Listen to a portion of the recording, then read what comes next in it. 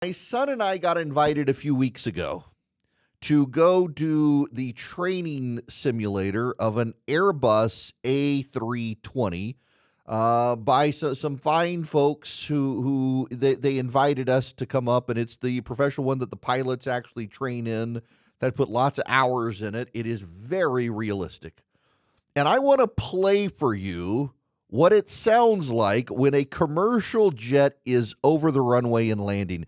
And you're going to hear it count down in feet above the runway. And when it gets about 30 feet above the runway, it's going to say something you need to hear. I had no idea that a commercial jetliner did this. 50, 40, 30, 20, retard. Yes, that's the commercial jetliner. That's what happens when you're about 20 to 30 feet above the runway. That's what it says. People don't like me to use that word on the radio, so from henceforth, we're going to refer to people being 30 feet above the runway. And you will know what I'm talking about. It will be our inside joke. Thus, I can begin with the news story of the day.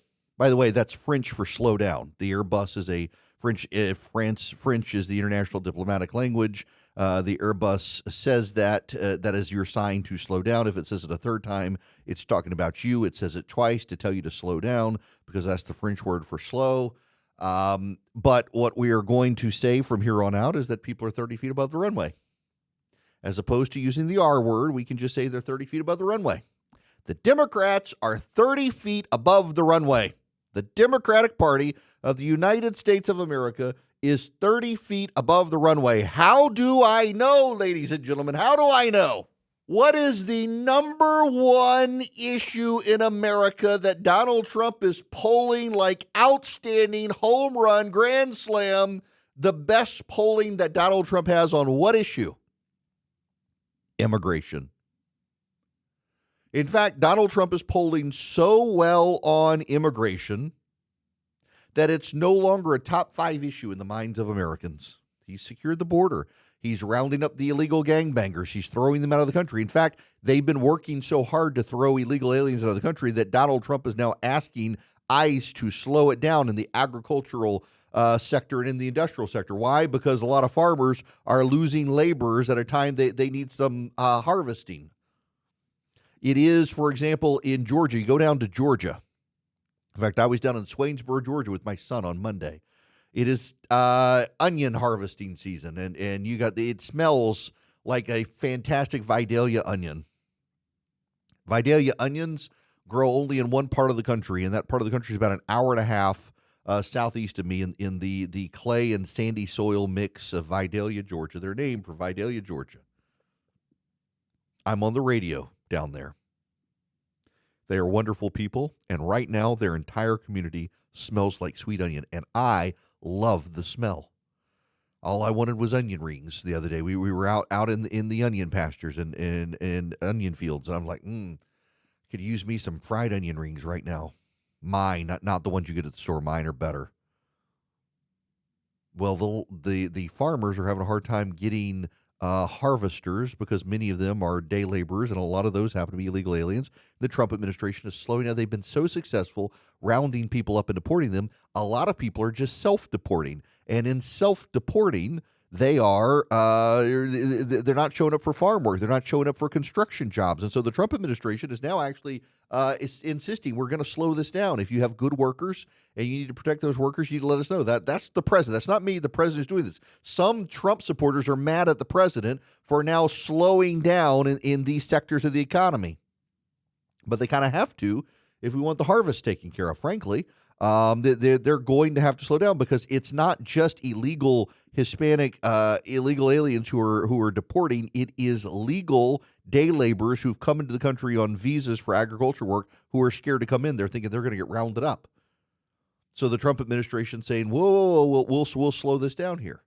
So number one issue that Donald Trump is doing well on is immigration. He's doing so well on it, it's now not a top 5 concern for Americans. The number one issue Donald Trump is doing poorly on, the economy. In fact, there's a lot of amplification of some polling out there about how great Donald Trump is doing. But if you take the Real Clear Politics polling average, and before you say, but the polling's all right, the polling's all right, y'all love the polling in 2024 because it showed you Trump was winning all those polls. The New York Times did a poll. It showed you Donald Trump was beating Kamala Harris. The Real Clear Politics average showed you he was beating Kamala Harris. The Nate Silver 538 average, it showed you he was beating Kamala. Y'all are loving the polling. Well, those same damn polls now show Donald Trump is not popular. In fact, he's got the X, the almighty X. Remember when Joe Biden ditched Afghanistan? His polling went, and suddenly his disapproval was ahead of his approval. Donald Trump and the tariffs, he has killed his polling, his unpopularity. The polling average is not, but what about the Daily Mail online poll of 500 Trump supporters? The polling average, pay attention to the average. Donald Trump's not doing well anymore, and it's all because of the economy. The number one issue on which the public is angry at Donald Trump is the economy. Number one, tariffs. In fact, 70-some-odd% of Americans say they hate tariffs. And guess what? Over 50% of those same Americans would rather Donald Trump deal with the economy than Democrats, because the Democrats are still more unpopular than Donald Trump. That's right. Majority of Americans blame Donald Trump for what's going on in the economy right now. They've stopped blaming Biden. They're blaming Trump. They're tying it to tariffs, and they would still prefer him to be in charge than the Democrats. And so what is the Democrats' big issue? And this is why the Democrats are 30 feet over a runway. What are the Democrats' major issue? Well, over to you, Chris Van Hollen, Senator from Maryland. I'm here at the airport. I'm about to board my flight for San Salvador. The goal of this mission is to let the Trump administration, to let the government of El Salvador know that we are going to keep fighting to bring Kilmar Garcia home. So wait a second. What? The number one issue on which Donald Trump is popular is immigration. The number one issue on which Donald Trump is unpopular is the economy. And what have Democrats decided to do? They're going to El Salvador to get an illegal alien out of jail who may be an MS-13 gang member and bring him back to the United States so he can be deported again.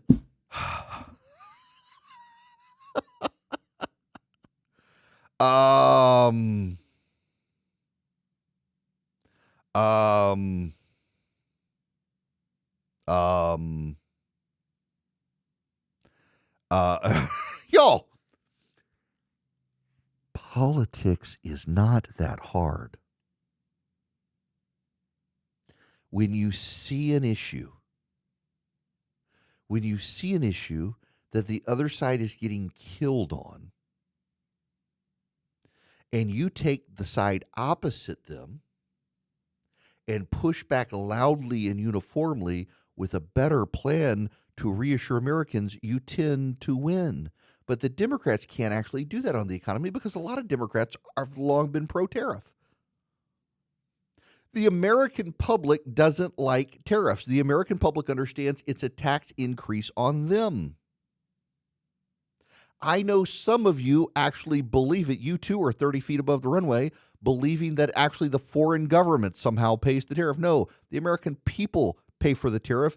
But if I'm not paying, I'm not paying the tariff. Yes, you do, because they spread the cost out among all the goods, so they're not just jacking up a few goods at a high price. Yes, you do, because they slow down hiring, they slow down pay raises, they reduce workforces, they slow down dividend payments, they do all sorts of things. It affects the entire economy. Tariffs are a bad idea.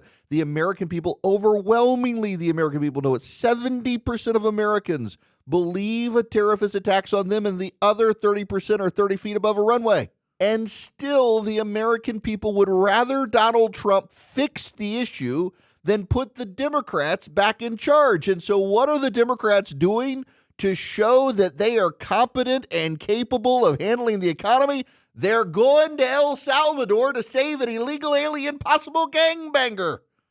Genius. Absolutely. You could not script this better for show me stupid politicians. Cory Booker of New Jersey is headed to El Salvador, probably to the beach. I'm Spartacus. He's having a moment now. Do you know that Cory Booker, senator from New Jersey, he's going to El Salvador to take on the mission of a Maryland illegal alien? A New Jersey resident was himself held hostage by the Iranian government. Cory Booker couldn't bother to go to Iran for one of his own constituents. He wouldn't even talk to the family of the man who was held by the Iranians, wouldn't return their phone calls, but for a possible MS-13 gangbanger in El Salvador, he's willing to hop a plane and go secure the guy's release so he can come back here and get deported all over again. You Democrats, and you know, here's the thing. If we're just fighting, we're fighting. We're going to fight on everything. We're going to fight. We're going to fight on everything. You're not fighting on the economy. You aren't saying anything on the economy. You're trying to blame Donald Trump for high prices when you guys couldn't even acknowledge Joe Biden's inflation. Too many of you actually like tariffs and think tariffs may be a good thing. You people are out of your mind. You have lost the basic politics 101. You can say, hey, politics 101, Erickson, when your enemy's shooting himself in the foot, you stand by and let him shoot. But you're not showing people you have a competent, combative message to counter Donald Trump on the economy. You shot yourselves in the foot. You can't just let Donald Trump shoot himself in the foot if you want to win, because people already hate you for the economy. You've got to have a redemption arc, and you don't have a redemption arc. You know what you have? You have Joe Biden coming out of the woodwork. Yes, they have resurrected the cadaver to come out and complain about the destruction of this administration. Fewer than 100 days, this new administration has done so much damage and so much destruction. It's kind of breathtaking it could happen that soon. They've taken a hatchet to the Social Security Administration, pushing an additional 7,000 employees, 7,000 out the door in that time, including the most seasoned career officials. Now they're getting ready to push thousands more out the door. Already we can see the effects. Okay, I'm sorry, but trotting Joe Biden out to complain about Social Security, I mean, dude screwed up the whole economy. But wait. He had one flub, too. You got to hear this one. I'd never seen hardly any black people in Scranton at the time, and I was only going in the 4th grade.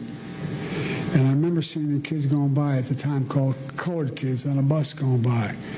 Colored kids, yes. Colored kids, Joe Biden is calling them. Colored kids go by on a bus. Yep, can't help himself. Colored kids, we called him at the time. Joe Biden is resurrected from the grave just in time for Easter. He is, I guess, their Messiah in some way, except he's kind of the Antichrist. He led the Democrats into hell, not to salvation. And now he wants to show up to complain about Donald Trump after he wrecked the economy. The Democrats wrecked the economy. They have an opportunity to redeem themselves. And instead of trying to redeem themselves against Donald Trump on an economic message, they've decided to stand on the side of illegal aliens, something that the public is against. These people are 30 feet above a runway and about to crash.